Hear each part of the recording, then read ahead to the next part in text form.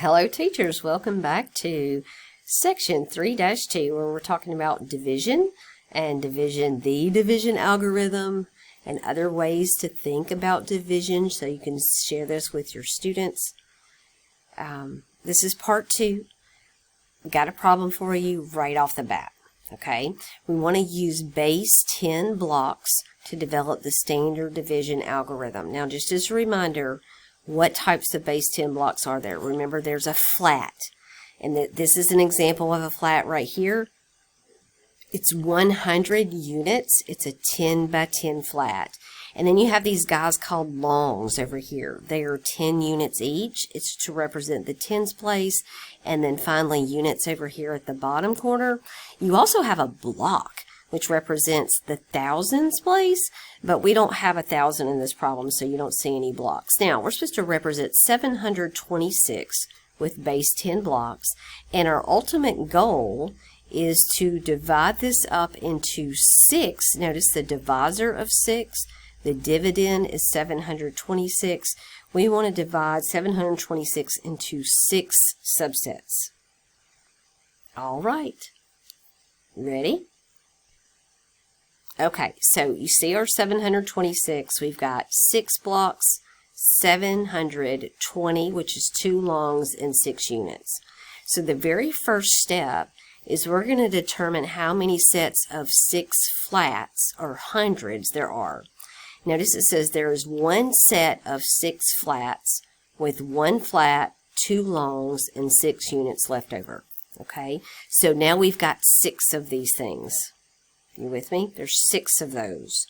Now, we're trying to get another set of 6 out of the remainder. So what are we going to do? We're going to bust up this flat. So this flat over here, we're going to bust it up into 10 longs. There it is. And then remember, we had 2 longs already. So now we have 12 longs. Now, can we break those into groups of 6? Well, we sure can. If you'll notice, there's a group of 6, and below here is another group of 6, and I've got it drawn nicely for you. There it is. Okay.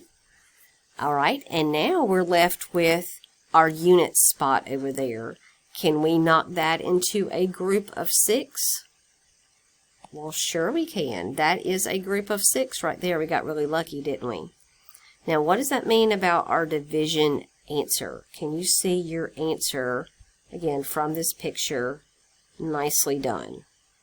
Now, you probably need a reminder of what in the world our problem was. Remember, we were dividing 6, our divisor, into 726. Okay? Now, we partitioned things into groups of 6. So we have one group of 100s. These were the flats, right, of hundreds. So that's 100. We had 2 groups of the 10s. So that's 2 for the tens place. And we had 1 group for the units or the ones place. So arguably, from this picture, my answer is 121. Now we're going to try that same idea with repeated subtraction. And turns out it's a very similar concept, okay? So if we're dividing 6 into 726, let's focus on the hundreds. How many hundreds how many 6s fit into 726? And that's going to be a better way to say it, how many 6s fit into 726? And that's going to be 100 6s. Let me get my pen working. So that's 100. I'm going to write the word 6s. I think that's going to make that maybe a little bit more clear. And that's 600. Okay? So how many 6s fit into 7? And let's just look at 700. And that's 100 6s, which is 600. Then you subtract because you want to know what's left over, just like when we partitioned the flats. We got those out of the way, and that was 600, and we looked at what was remaining. What was remaining was 126. Okay, now we want to know how many 6s could possibly go into there. So my argument is 20 6s will fit into 126. And we know that 20 6s is 120. And we're going to subtract that out. And that leaves me with 6. Now, 6 into 6. How many partitions of 6 fit into 6? And that's going to be 1 6s. I know that seems so weird. Okay, so that's going to be 1 times 6 gives me 6. I subtract, and I have a remainder of 0. I also have that typed up for you. Let's take a look at the way it's typed up. So again, you start off and ask yourself, how many 6s fit in 726? And I'm just looking at the flats, right? And so that happened to be 100 6s, and we multiply, and that gives us 600. We subtract. Okay? Now, notice here, they did the 10 6s twice. Is that okay? Sure it is. We're just looking at our 10s. So we looked at our hundreds, then we're looking at our 10s, and if more 10s will fit in there, we'll do that. That gave us the 20 that we had. Okay? And then we subtract out 6, and we got a remainder, again, of 0. Explained slightly different here, but it is exactly the same idea. We look at our flats. Okay, so 100 6s was 600. And then we look at our longs, and 10 6s is 60, and then it fit again into 66, so we did 10 6s again. And then one set of 6 really is how that worked when we did the 6, and then subtract out. Now, that translates into what we have over here. Now, this is starting to look a lot like our standard long division algorithm, isn't it? And so we say, again, the 600, which was 100 6s. Here we just said 26s like I did when I wrote it by hand. And then we had the one set of 6, which gave us a remainder of 0. Now, there's another way of looking at this, which is a little bit closer to our standard division algorithm. But one thing I also want to point out to you here, this is also called partial quotients. And you have a homework problem that asks about partial quotients. Please do me and you, even more importantly, you the favor of actually trying to use this partial quotients method to do that homework problem. I think it'll give you a good feel for the development of just the standard division algorithm that we teach students. Okay, so notice this is weird. It's at the middle of the page. That's on purpose.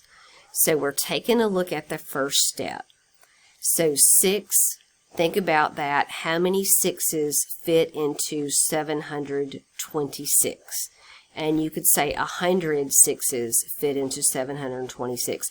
Instead of writing it out to the side, we just wrote it on top. Okay, so no different than what we did before. It's just where we're putting our information. We put it on top. And then what? Remember, the next step was to multiply 100 times 6 and put it underneath.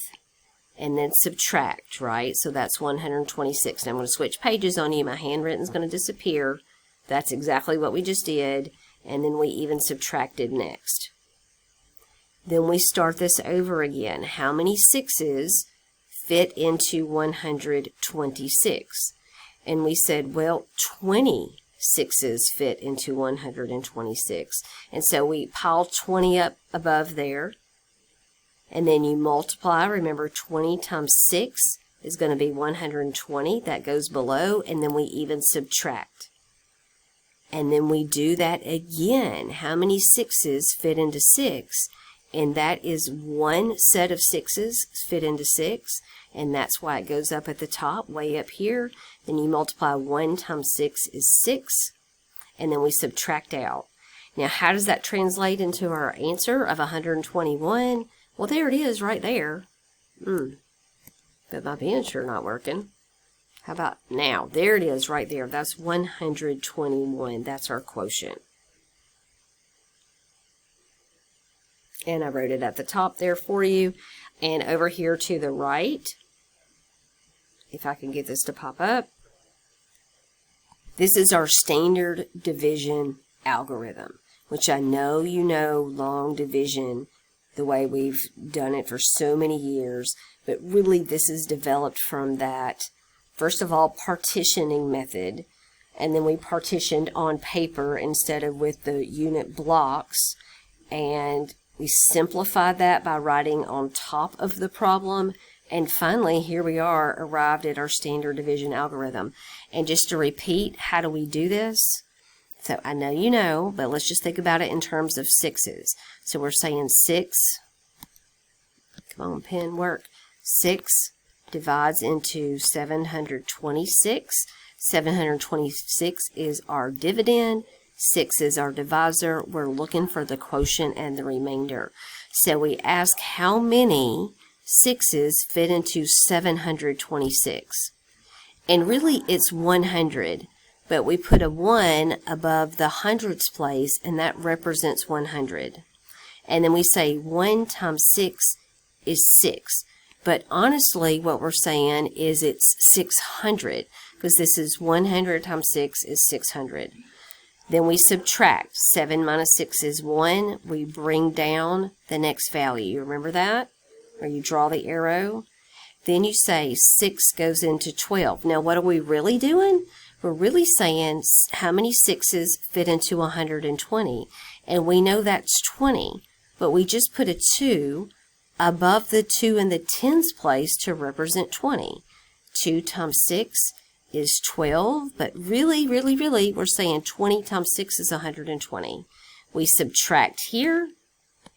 We get 0. And we move down our next number. So we're asking how many 6s fit into 6, and that's just 1, not 110, not 100, just the number 1.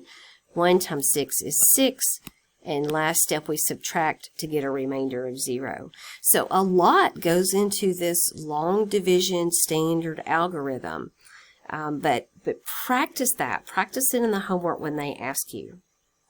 Now quickly I want to talk about some mental mathematics tricks. This is some really neat stuff.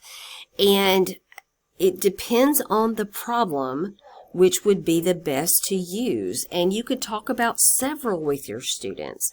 But the breaking up the dividend is a neat way to look at this problem. Okay, so 56 and 48. Notice they separated 56 separately. I'm trying to highlight it. Then 48. Now that's just not the number 56, right? That's actually the number 56,000. And then separately, the number 48. If you added those back together, of course, you'd get 5,648. If you look at this as a separate problem, 8 divided into 56,000. Well, first of all, we know 8 divided into 56 is 7. But this is the 1,000, so those 2 zeros go along with it. And then 8 divides into 48 6 times, and then 700 plus 6 is 706. And so this is a problem that if you were to do this in your head, which is what mental mathematics means, it would be hard to keep up with long division of 8 divided into 5,648. But if you think about it as two separate parts, 8 into 56,000, and then separately 8 into 48, and just add those together in your head, and boom, you've done a long division problem in your head. Now here's a completely different method, but the same idea. The motivation is different. So here we're using what they call compatible numbers. Now right off the bat, I bet you could do 3 divides into 105 in your head, but you know what? 3 into 90, which is less than 105, is almost more doable than 3 into 105. And 90 plus what's left over to get 105 is 15. Once again, you could separately divide 3 into 90 and 3 into 15 to get the 35. It is okay to separate your dividend by addition if it's easier to do the division with each one of those separately. And then you add your quotient together. So these are mental math tricks that really make you understand or allow you to understand what's happening with these bigger problems.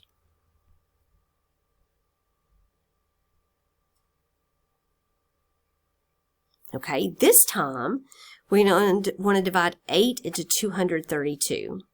Now again, you could try to do long division in your head. Of course, you could write this down and do long division. You could even pull out your calculator, but you know what?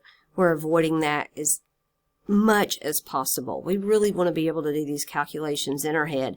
And I encourage you to leave the calculator alone unless you just have some really heavy calculations to do or a lot of calculations.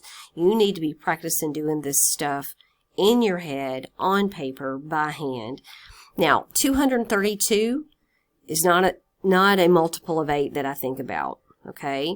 But 240 is, right? Because we know 8 times 3 is 24. So 240, we could just put that 0 with it. So here's a nice trick. You're trying to look for numbers. Okay, I'm going to highlight over here. You're trying to look for ooh, no, pen. Come on.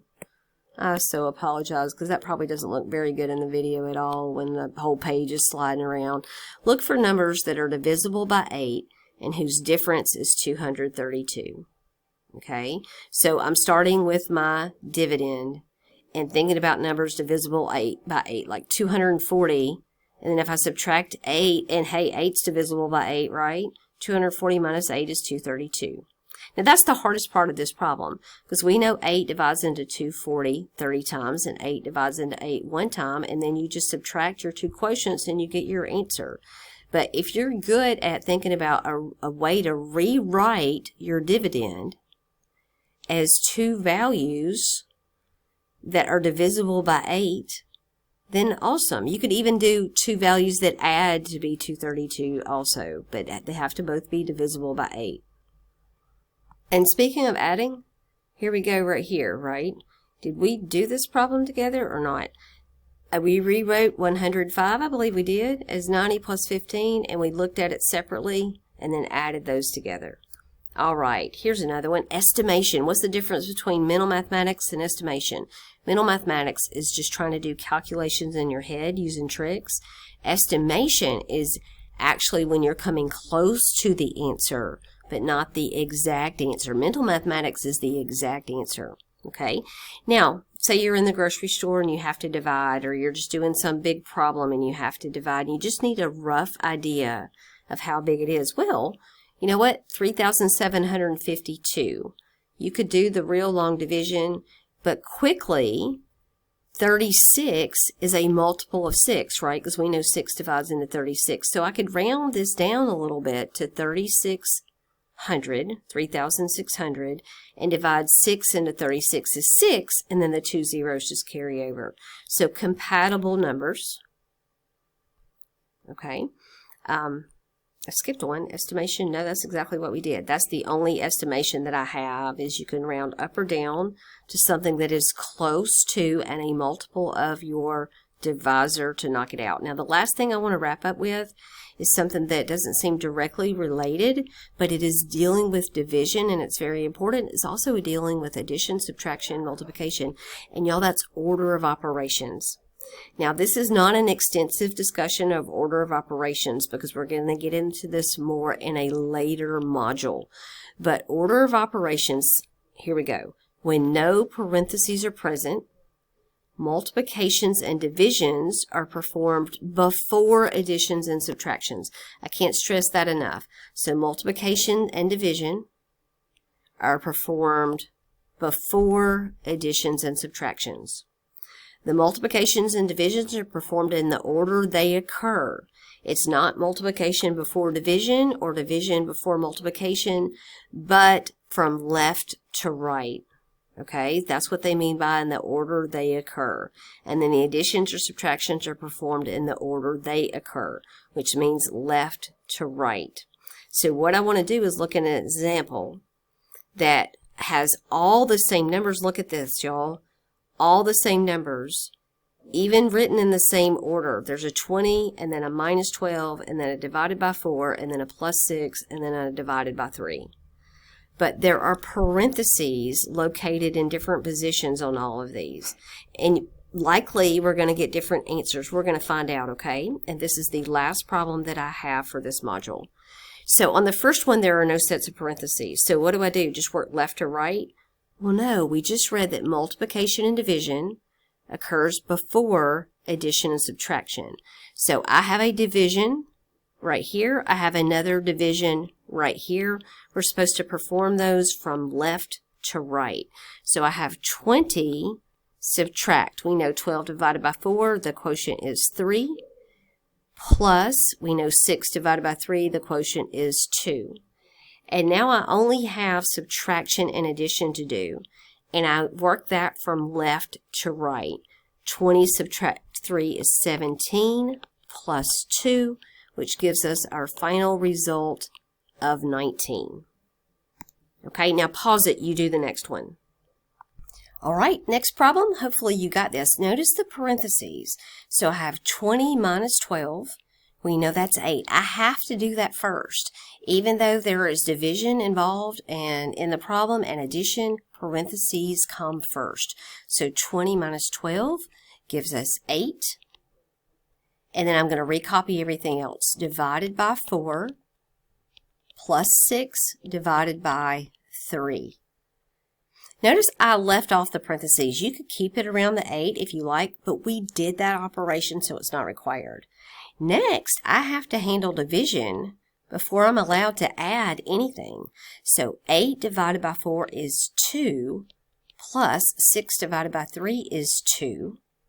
And then finally, we can add to get an answer of 4. Look how different that result is from the first answer we got of 19. Now again, pause it. Let's do this third one, and that'll be our last problem together for section 3-5. Okay, how did it go? So you'll notice parentheses here, parentheses here. I am required to do those first. So 20 minus 12 is 8, just like it was in the previous problem. Not going to write the parentheses around it because they're not required anymore. Divided by 4 plus 6 is 10. And then divided by 3. Now this problem has a little bit of an issue, right? If we are solving within the whole number system, we can't finish this problem because 8 divided by 10 does not have a whole number quotient. So a little bit tricky there. Now, are we capable of doing this problem? Absolutely, but we're going to have a fraction answer. I am going to finish it out for you because I want you to realize, this can be done. But if my answer had to be whole numbers, and right now we are only talking about whole numbers, this really would not be a problem you're expected to answer at this point. But 8 divided by 10, you could write it as a fraction, right? 8 divided by 10 divided by 3. I'm going to scoot over this way, okay? 8 divided by 10, we could reduce that fraction to lowest terms. That's 4/5. Now again, in this class we have not gotten to fraction yet, so don't stress. Divided by 3, okay? Now, when you divide by a fraction, that's over 1, you invert and multiply. So this is 4/5 times 1/3. Again, don't worry, we have a section on fractions coming. And then finally, 4 times 1 is 4/15. The reason I finished this out, just as a review, but also I want you to realize this is a completely different answer than the previous answers. Now, this problem and this problem are completely fair game at this point in the whole numbers chapter. The last one is not something I would want to give you, but I do want you to realize that you don't get the same result depending on where your parentheses are. Neat homework question about this as well. And if those fractions really bothered you, don't worry. We're going to spend a lot of time with fractions coming up in a future section. I hope you have a wonderful day. If you're having any trouble whatsoever with the homework or understanding the lecture, or you need a different explanation on something, reach out. I'll be glad to help you out. I also want to encourage you that when you do these homework problems, please follow the directions. Don't cheat and pull out your calculator to figure out what the answer is. Try to do these problems as possible without a calculator, unless it's a problem that has just a lot where you feel like you need your calculator to get it done. But if they ask you to use a certain algorithm to solve the problem, do yourself a favor, use that algorithm, because that homework is there to assist you in really understanding what's going on with these algorithms. Okay, that's my speech for today. I hope you have a wonderful day, and I'll see you back for section 4.1 to finish up Module 2. Have a great day.